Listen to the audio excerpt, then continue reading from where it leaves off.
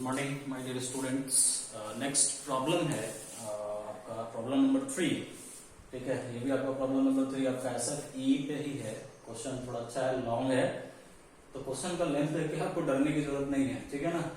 ये उस समय जो हम लोग ने प्रॉब्लम किया था वो आपका नोजल पे था। अब ये प्रॉब्लम हम लोग जो करेंगे वो कंप्रेशर बेस्ड प्रॉब्लम है।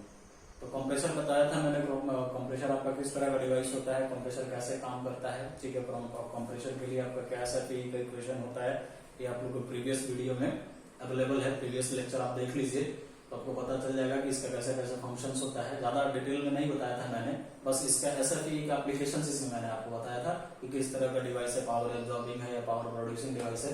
तो मैंने आपको बोला था कि कंप्रेसर आपका पावर प्रोड्यूसिंग डिवाइस नहीं है, पावर एब्जॉर्बिंग डिवाइस है। ठीक है, तो कुछ इसका यहाँ पे रिक्वायर्ड डाटा है। ये डाटा थोड़ा क्वेश्चन को हम लोग अच्छे से पढ़ेंगे। आप लोग वीडियो को पॉज करके क्वेश्चन अच्छे से पढ़िएगा, कॉपी में नोट करेंगे।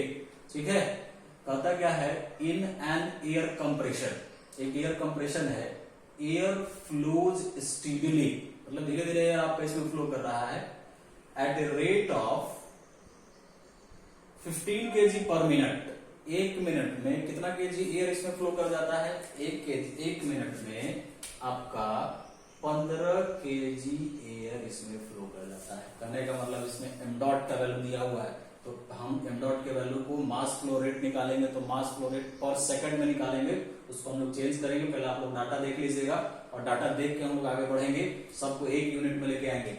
The air enters the compressor at 5 metre per second. यहाँ पे देखो, यहाँ पे एयर जो कंप्रेसर में इंटर करता है तो इंट्रेंस के समय इसका वेलोसिटी आपका 5 मीटर पर सेकेंड इसका है, विथ प्रेशर ऑफ 1 बार। तो इंट्रेंस के टाइम आपका प्रेशर कितना है? 1 बार है। एंड स्पेसिफिक वॉल्यूम, तो उस समय आपका वॉल्यूम कितना है? आपका 0.5 मीटर पर केजी है। मतलब कि एंट्री के टाइम आपका इतना केजी जब एयर इंटर किया तो उस समय आपका वेलोसिटी आपका 5 मीटर पर सेकेंड है और प्रेशर आपका 1 बार है और स्पेसिफिक वॉल्यूम का वैल्यू आपका 0.5 मीटर क्यूब पर केजी है। और उसके बाद आप आगे पढ़ो, ऑफ 0.15 मीटर क्यूब, ये आपका वॉल्यूम है। ठीक है, और वो आपका स्पेसिफिक वॉल्यूम है। तो फिर आप देखो, the internal energy of air living the compressor is 165 kilo joule पर केजी। ठीक है, जो आपका इंटरनल एनर्जी है, ये internal energy of air living the compressor, जब ये कंप्रेसर में से निकलता है, ठीक है, कंप्रेसर से जब एग्जिट होता है, एयर जब एग्जिट होता है तो उस समय आपका इंटरनल एनर्जी का वैल्यू आपका कितना है? 165 किलो जूल पर केजी है, ग्रेटर देन द एंटरिंग। कहने का मतलब आपका जो लिविंग का वैल्यू है, लिविंग वाला जो वैल्यू है U2 का वैल्यू 165 प्लस U1 हो जाएगा। मतलब सीधा सा समझ लो कि जो तुम्हारा लिविंग का वैल्यू, जो तुम्हारा इंटरनल एनर्जी यहां से निकल गया है, उसका वैल्यू जो एग्जिट हो रहा है उससे कितना ज्यादा है, उसमें कितना है आपका 165 किलो जूल बढ़ गया है। ठीक है, तो the cooling water in compressor jacket absorb a heat from the air at a rate of 125 kilo joule per second. Find, आपको पावर निकालना है, कंप्रेसर का पावर कितना होगा? Rate of ratio of inlet pipe diameter to outlet pipe diameter. अब यहाँ पे थोड़ा बात को समझो, अब हम और ब्रीफ करके क्वेश्चन को और अच्छे से यहाँ पे जो जो इसका गिवन डेटा है वो डेटा को थोड़ा हम लिख दे पहले, और उसके बाद हम लोग बात करेंगे कि क्या क्या कैसे कैसे दिया हुआ है। देखिए, गिवन में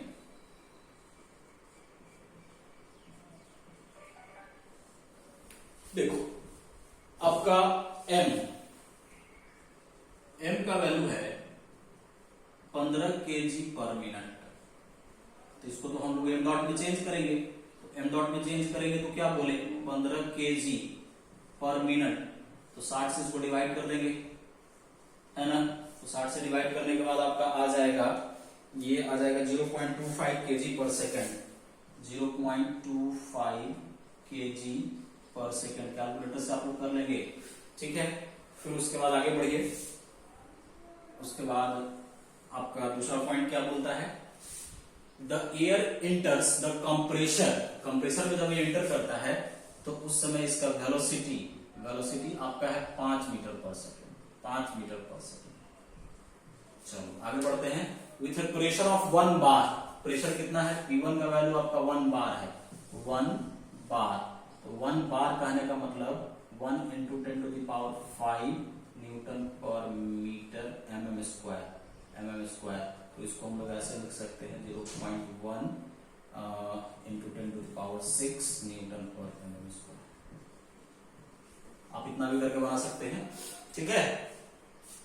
एंड स्पेसिफिक वॉल्यूम का वैल्यू आपका 0.5 मीटर क्यूब पर केजी ऑफ इतना, मतलब V1 ये स्पेसिफिक वॉल्यूम है और ये वॉल्यूम है, ये स्पेसिफिक वॉल्यूम है, ये आपका वॉल्यूम है। तो आपका वॉल्यूम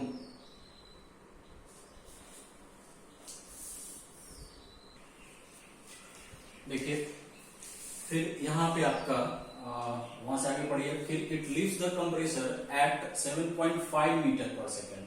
तो यहाँ पे जब यहां से वेलोसिटी इसका निकलता है, ठीक है, तो इसका वेलोसिटी आपका 7.5 मीटर पर सेकेंड हो जाता है।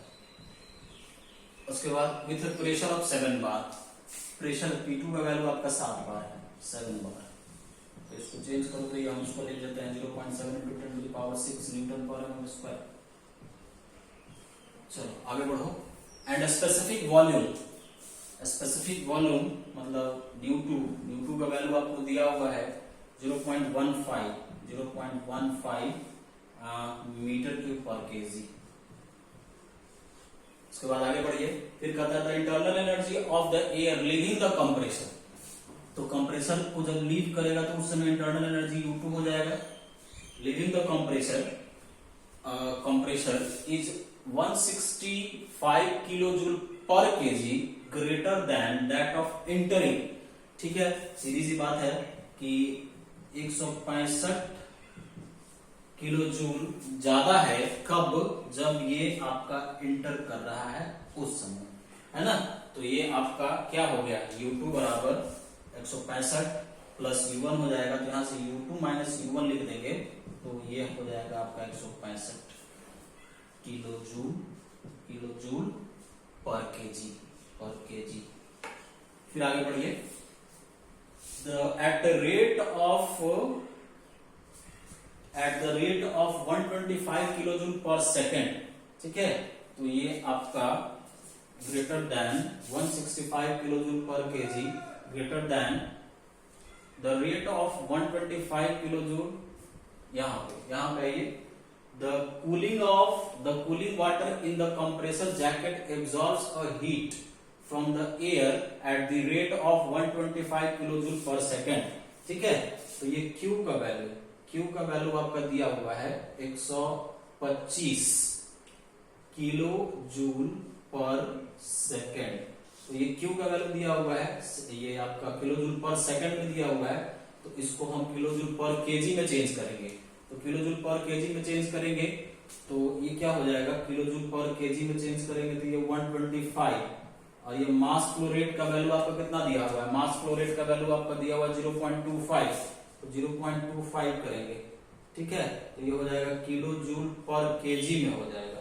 ठीक है, तो इसको चेंज करके आपका आ जाएगा किलो जूल पर केजी में 500 किलो जूल पर केजी, 500 किलो जूल पर केजी।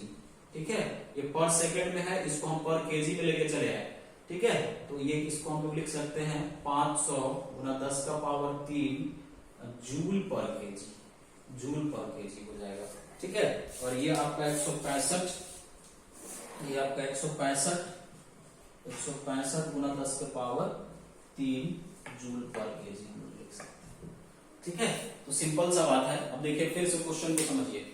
जो आपका मास फ्लो रेट है, मास फ्लो रेट आपका 15 केजी पर मिनट है। इसको मैंने किलो जूल पर केजी पर सेकंड में चेंज कर दिया। ठीक है, 60 से डिवाइड कर दिया। V1 इनलेट पे आपका V1 का वैल्यू आपका 5 मीटर पर सेकंड है। प्रेशर का वैल्यू आपका इनलेट पे आपका इतना है। न्यू1 स्पेसिफिक वॉल्यूम आपका 0.5 है। प्रेशर वेलोसिटी का वैल्यू आउटलेट पे आपका 7.5 मीटर पर सेकंड है। P2 का वैल्यू आपका 7 बार है। 0.7 इंटू 10⁶ कर दिए न्यू2, मतलब आपका स्पेसिफिक वॉल्यूम आउटलेट पे 0.15 मीटर क्यूब पर केजी है। ठीक है, और दोनों के बीच का difference internal energy U2 minus U1 का वैल्यू आपका 165 किलो जूल पर केजी है। और वहां पे आपको कहता है कि heat loss, the cooling of water in the compressor, compressor में जो आपका वाटर कंप्रेसर के चारों तरफ जो जैकेट बना हुआ है उसमें जो हीट लॉस का वैल्यू होता है, ठीक है, हीट लॉस कितना का हो जाता है 125 किलो जूल पर सेकंड का हो जाता है। इस किलो जूल पर सेकंड को किलो जूल पर केजी में चेंज किए, इसलिए यहाँ पे मास फ्लो रेट से मैंने क्या कर दिया 0.25 से डिवाइड कर दिया। ये क्या हो जाएगा 0.25 से डिवाइड करने के बाद आपका 500 किलो जूल पर केजी हो गया, और इस किलो जूल पर केजी को जूल पर केजी में चेंज किए तो 10 के पावर 3 से क्या कर दिए, गुना कर दिए। तो आपको निकालना क्या क्या है, आपको निकालना है power required to drive the compressor, compressor को ड्राइव करने के लिए कितना पावर का रिक्वायरमेंट होगा वो आपको फाइंड आउट करना है, और ratio of inlet pipe diameter to outlet pipe diameter, मतलब दोनों पाइप डायमीटर के बीच का आपको रेशियो फाइंड आउट करना है, ठीक है। हम लोग चलते हैं एक एक करके इसको सॉल्व करेंगे। चलिए देखिए, तो आप फिर से SFE अप्लाई करिए, तो यहां पे लिखेंगे apply SFEE steady flow energy equation. तो सिंपल आप यहां पे लिख लो, आपका क्या होता है ये H1 plus half V1 square plus GZ1 plus Q बराबर H2 plus half V2 square plus GZ2 plus W। ये आपका स्टेडी फ्लो एनर्जी इक्वेशन है। इसमें कौन कौन सा टर्म जीरो होगा, ये टर्म पहले हम लोग देख ले, बात को समझे। तो आपका ये पूरा का पूरा वैल्यू आपका दिया हुआ प्रेशर के टर्म में और वॉल्यूम के टर्म में, तो यहाँ पे तो पहले GZ1 और GZ2 खत्म हो जाएगा, GZ1 और GZ2 आपका खत्म हो जाएगा, ठीक है। ये आपका Q और W रहेगा। चलो तो इसको पहले हम लोग लिख लें, ये हो जाएगा U1 plus P1 V1 plus half V1 square plus Q, ठीक है। फिर यहां पे आइए, ये हो जाएगा U2 plus P2 V2 plus half V2 square plus W। अब यहां पे देखो, यहां पे हम जो है ये टर्म को हम लोग Q का वैल्यू नेगेटिव कंसीडर करेंगे और W का वैल्यू भी नेगेटिव कंसीडर करेंगे। Q का वैल्यू इसलिए नेगेटिव कंसीडर करेंगे कारण कि आपका एयर के थ्रू हीट लॉस हो रहा है, हीट लॉस करने का मतलब आपका नेगेटिव, ठीक है, हीट को लॉसेस किया जा रहा है। यहाँ पे देखो the cooling of water in the compressor, तो जब आपका वाटर कूल होगा तो हीट लॉस होगा, तो हीट लॉस होगा तो इसलिए हमने Q का वैल्यू क्या कर लिया, कंसीडर कर लिया negative. Jacket and heat from the air, ठीक है, इतना का लॉस हुआ, 125 किलो जूल पर सेकंड का लॉस हुआ। फिर आपका W का वैल्यू मैंने आपको नेगेटिव इसलिए लिया है कि जब आपका कंप्रेसर वर्क करेगा तो कंप्रेसर वर्क करेगा तो work done on the system होगा, तो work done on the system और बाय द सिस्टम मैंने आपको बताया था कि बाय द सिस्टम होगा तो पॉजिटिव होगा और ऑन द सिस्टम होगा तो क्या होगा, नेगेटिव हो गया। तो इसलिए मैंने यहाँ पे W का वैल्यू आपको क्या डाल दिया, नेगेटिव डाल दिया। तो अब यहाँ से जो आपका इक्वेशन बन के आएगा, ये आपका जो इक्वेशन बन के आएगा, तो इक्वेशन हम लोग फिर से इसको इस तरीके से लिख सकते हैं, U1 plus P1 V1 plus 1/2 ये आपका nu 1/2 V1 square minus Q is equal to हो जाएगा U2 plus P2 nu 2 plus half V2 square minus W, ठीक है। अब यहां से हम लोग क्या करेंगे कि सारे वैल्यूज को पुट करेंगे और वैल्यू पुट कर करके इसको फाइंड आउट करेंगे। तो इसको हम यहीं पे कर ले, डाटा का वहां पर रिक्वायरमेंट होगा।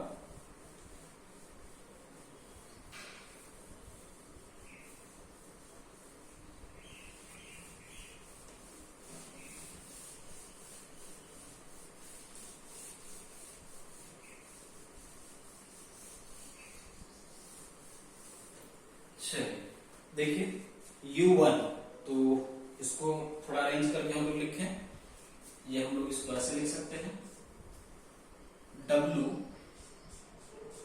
माइनस W किधर लेके चला गया, minus Q is equal to, ये W minus Q is equal to कितना हो जाएगा, U2 plus P2 nu 2 plus 1/2 V2 square minus U1 one minus 1/2 V1 square, ये न्यू1 है।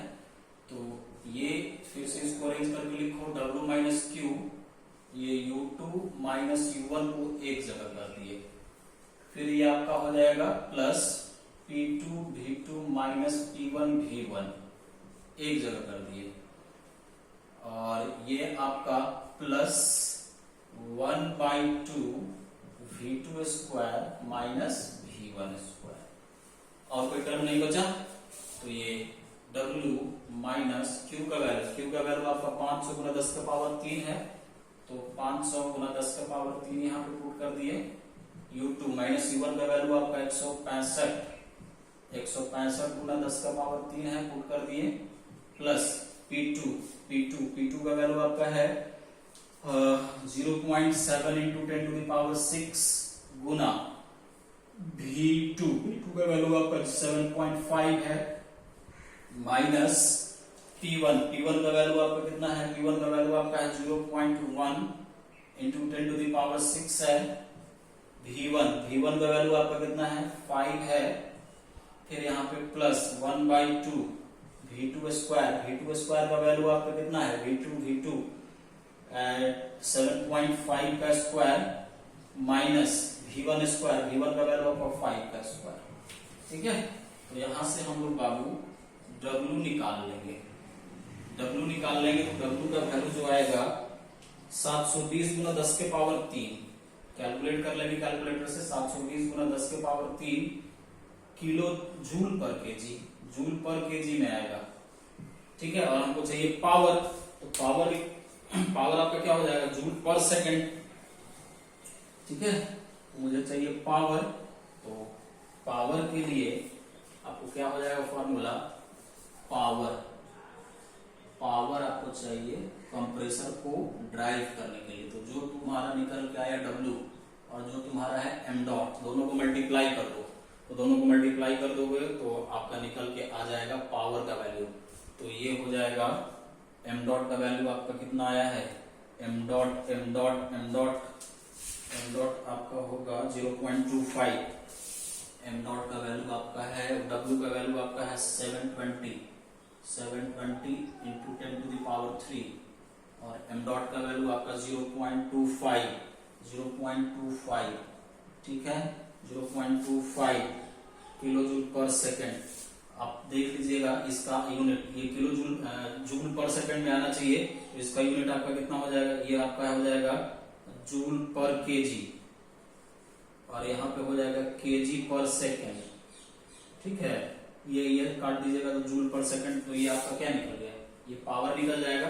तो ये पावर निकाल लेंगे तो पावर का वैल्यू आपका आ जाएगा 180 जूल, पावर का वैल्यू आ जाएगा आपका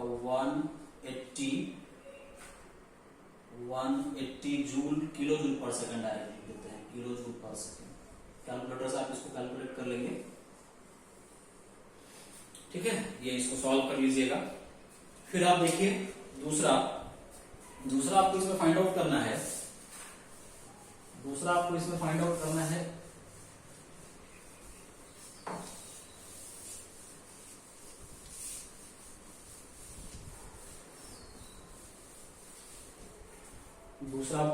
आउट करना है, नेक्स्ट आपको फाइंड आउट करना है ratio of inlet pipe diameter to outlet pipe diameter. तो इनलेट पाइप डायमीटर और आउटलेट पाइप डायमीटर के बीच का रेशियो आपको फाइंड आउट करना है। तो आप लगाइए कंटिन्यूटी इक्वेशन। तो यहाँ पे तीसरा में आपको निकालना है, आपको पता है A1 V1 बाई न्यू1 is equal to A2 V2 by न्यू2। तो ये आपका क्या हो जाएगा, हम अगर इसको लिखें inlet pipe diameter to outlet pipe diameter, A1 by A2 कर दे, इनलेट बाई आउटलेट, तो A1 बाई A2 कर देंगे तो यहां से क्या हो जाएगा V2 बाई न्यू2 इंटू न्यू1 बाई V1, ये बचेगा। तो ये पाई बाई 4 D1 स्क्वायर हो जाएगा, और ये पाई बाई 4 D2 स्क्वायर हो जाएगा। तो यहां से V2 बाई न्यू2 इंटू न्यू1 by v1, this is the velocity, velocity, outlet पे वेलोसिटी, इनलेट पे वेलोसिटी, इनलेट पे स्पेसिफिक वॉल्यूम और आउटलेट पे स्पेसिफिक वॉल्यूम। ठीक है, पाई बाई 4 से पाई बाई 4 कट जाएगा। ठीक है, तो यहाँ पे क्या बचेगा, d1 स्क्वायर बटा d2 स्क्वायर, तो ये हो जाएगा v2 बाई न्यू2 इंटू न्यू1 बाई v1, स्क्वायर से स्क्वायर उड़ा दो तो d1 बाई d2। वैल्यू हम यहाँ पे लिख देते हैं, वैल्यू आपका है, वैल्यू आपका आ जाएगा ये सब करके अंडर रूट, वैल्यू आपका दिया हुआ है 7.5 इंटू 0.5 बाई 5 इंटू 0.15। ये d1 और d2 के बीच का रेशियो आ जाएगा, इसको सॉल्व कर लीजिएगा 2.236। ये आपका नेक्स्ट। ठीक है, तो ये आपका तीसरा प्रॉब्लम था। ठीक है, एक प्रॉब्लम और करेंगे हम लोग।